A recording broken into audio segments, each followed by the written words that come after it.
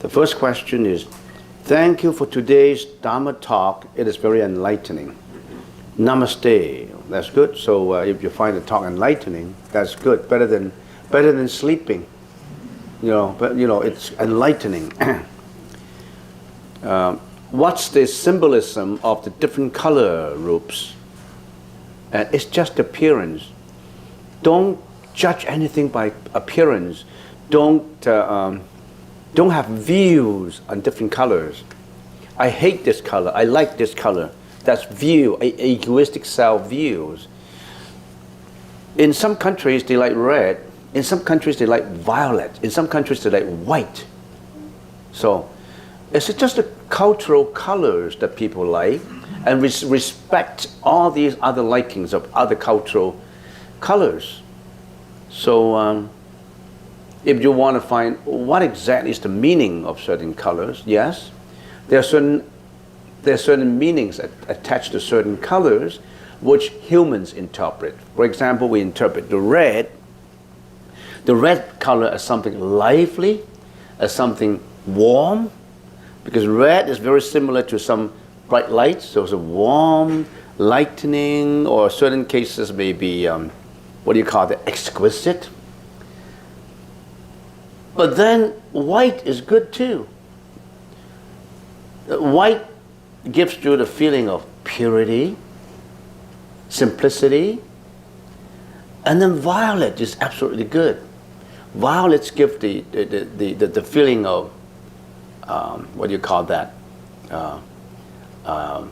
convalescence, the feeling of comfort, the feeling of sainthood.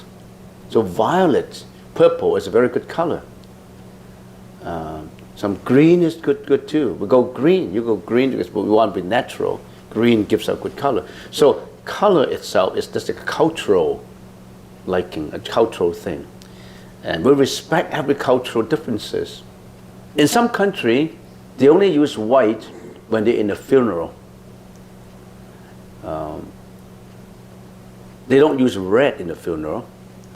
And if they're in a banquet of marriage, they don't use white, they use red. But in some country, white is the color for wedding. So they are different.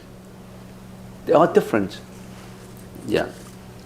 Venerable, can you explain how paticca samuppada is related to eight consciousness? Particularly how self, ego, manas, fits into the 12 types of paticca samuppada. Paticca samuppada is the 12 links of dependent originations, from ignorance, and then volitional action, then consciousness, then the six senses. It gives the cycle of how an embryonic sentient being in a mom's body comes out and then goes through all this teenager, baby, childhood, adulthood, and then go slowly into aging and death. So there's a life cycle of every one of us. There's paticca samuppada. It's a very important concept. It's a concept that was much realized by the Pratyeka Buddha. Pratyeka Buddha is someone who lived at a time when there was no Buddhism, when Buddha was not living, and they just obtain the enlightenment by observation of nature. Sometimes they observed, a petitioner of meditating, and he observed spring, summer, autumn, winter. They observe this changeability, the changeability of nature. When he observed the changeability of nature, then he suddenly realized there is no real nature. There's no reality in nature. Nothing stays all the same permanently. Everything is impermanent because it changes. But we, sentient beings, attach our egoistic feeling our longing for permanence into things that are impermanent. We always want to maintain our status, our wealth, our happiness. We always want to keep it that way. If somebody take it away from us, then we get angry. You always want, you may not realize it, you're always looking for permanence. You think that nothing changed. That's one reason why you want to keep your fixed assets in one place. If anybody steal away anything, you would be so grief-stricken that you want to kill. You want to do anything just to protect yourself. So we have all that egoistic feelings. So all this Paticca Samuppada is 12 links of dependent origination. You can get that explanation from Google. Actually, it was composed into a very good Gregorian music. So people who are very interested in old music, listen to the chanting of Paticca Samuppada. It's one of the most beautiful ancient lyrics and chanting of the Pali canon. You can listen to it. It's a very beautiful melody. And how is it related to a consciousness? Every section of it relates to a consciousness. Every section of it is related to consciousness. You are conscious of living. You're conscious of ignorance. But that consciousness is tainted. You're conscious of all these things. But that is polluted consciousness that you're conscious of. You're not purifying your consciousness. You're involved in that cocoon of polluted consciousness, which you recognize that as your ego, as your storage consciousness. So if we go about relating the eight consciousness to Paticca Samuppada, it requires one course of Paticca Samuppada. And then you can fit all this eight consciousness into Paticca Samuppada. Anybody who does not know what Paticca Samuppada is? So everybody knows, or you know. It's a 12 links of dependent. It's good to, you know, it's, so only one raised your hand, that means all the others fully know about some Paticca Samuppada. They were very honest. Some people don't want to confess that they don't know. You know what is knowing? Knowing is to confess on things you don't know. That's knowing. All right, so that's Paticca Samuppada. How can I improve or develop self-compassion within myself? That's a good question too, other than all these good questions. How can I improve or develop self-compassion within myself? Now, what happens to an enlightened person after death? To improve on self-compassion within yourself, the most important is that key word, forgiveness. You know why you're not compassionate? Because you can stand other people interacting on you that make you unhappy. You always think about your own happiness first. Why do you say something that intrudes in my mental complex? So always forgive. If someone is saying something that is not good to you, you say, thank you very much because you give me a chance to raise my tolerance level, to increase my forgiveness. It's difficult to forgive. If I was abused by my dad in my childhood, I hated my dad. You know, how come they did these things to me? But firstly, it does not matter how you hate your dad. You cannot rerun the same tape again. That abusive childhood was long gone because you have an ignorant dad who abused you. And don't bring that ignorance and that kind of deeds onto the present table and then ponder on it. It doesn't help, does it?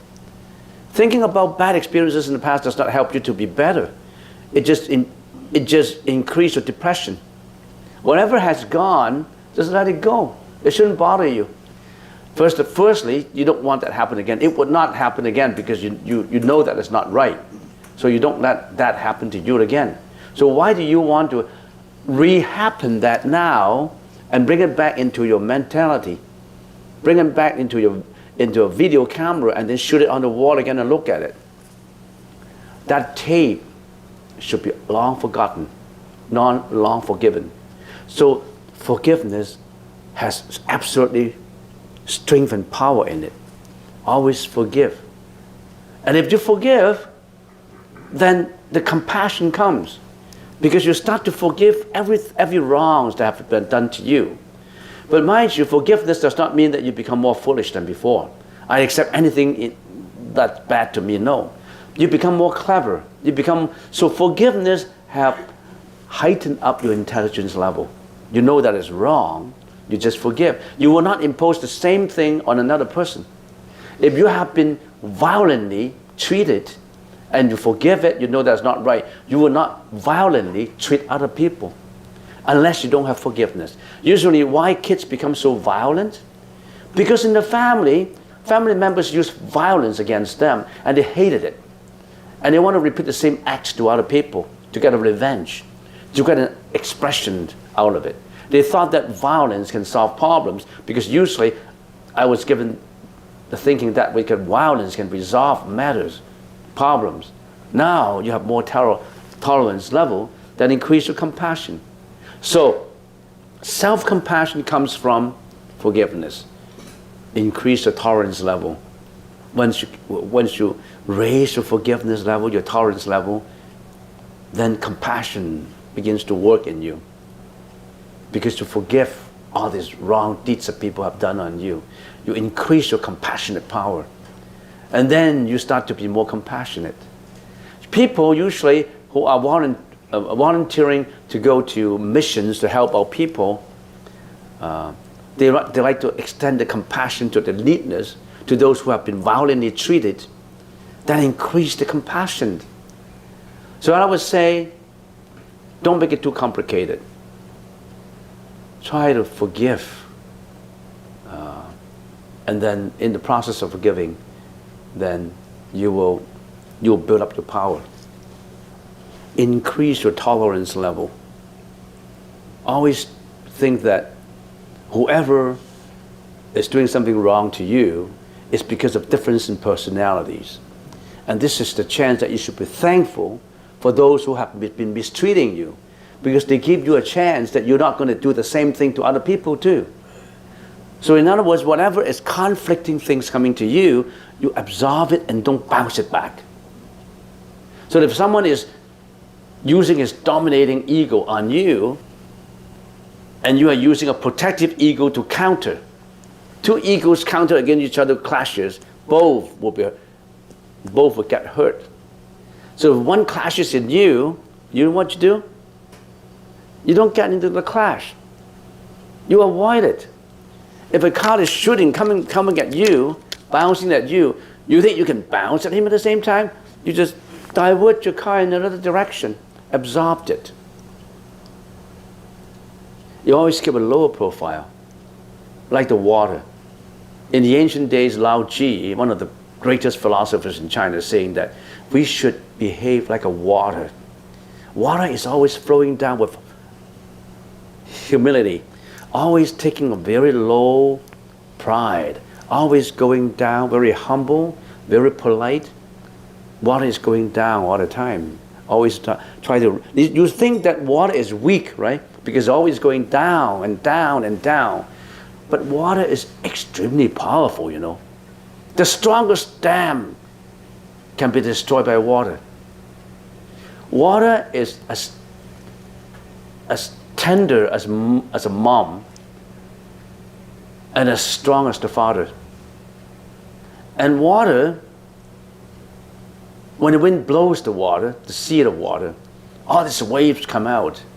When you're being affected by emotions, affected by externalities, by the wind, by the storm, by other people yelling at you, calling at you, then all of a sudden all these waves come up. And then you become the wave. You resist, you fight, you get violence. And then the saintly person would say, no, I'm not the wave. I'm the water. I'm receding back to the water. So actually the wave is water. and the water is wave. But it can be very strong. It can be very harmonious with nature. What happens to enlightened persons after death? An extremely ultimately enlightened person after death will not get into reincarnation again.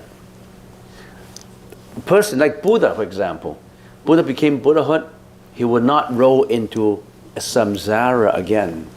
He will not get into another form, animal ram, ghost rams, you name them. He's in nirvana, out of life and death. You and me, we are always reincarnating in life and death.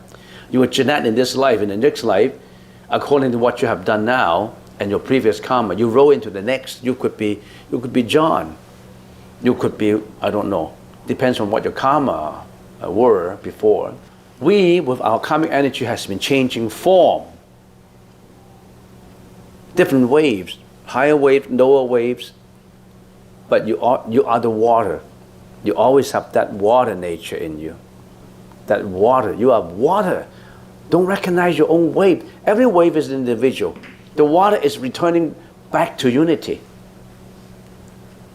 So after, an enlightened person after death, don't roll into sufferings again. We are in sufferings. There was someone who found a way to get away from life and death, to get away from sufferings. And he got enlightened. That's Sakyamuni Buddha 2,600 years ago. And after enlightenment, actually he wanted to go into the nirvana after discarding the body of life and death. But then on the request of billions of guardian angels and all these, he said, the guardian angels stay behind and teach us how to get out from samsara. So he stayed for another 49 years. That's Buddhism. He stayed longer enough to give you the map. He already found the map to be out of prison, the prison of life and death. He found the map and he followed the route through and he got out from the forest of life and death. He has that map. He wants to show us that map. That's Buddhism. If you follow that map, you can go out. But how many people would follow that map? People would just follow the map of what? Seeking for more reputation, materiality, fame, sex, enjoyment, sensory pleasures. They only want those maps. They want a map to be a billionaire. They want a map to be, I don't know, materialistic pursuit. That's the maps most people want to get. Not the maps for getting out of samsara and suffering. That's the karmic energy that pulled us down.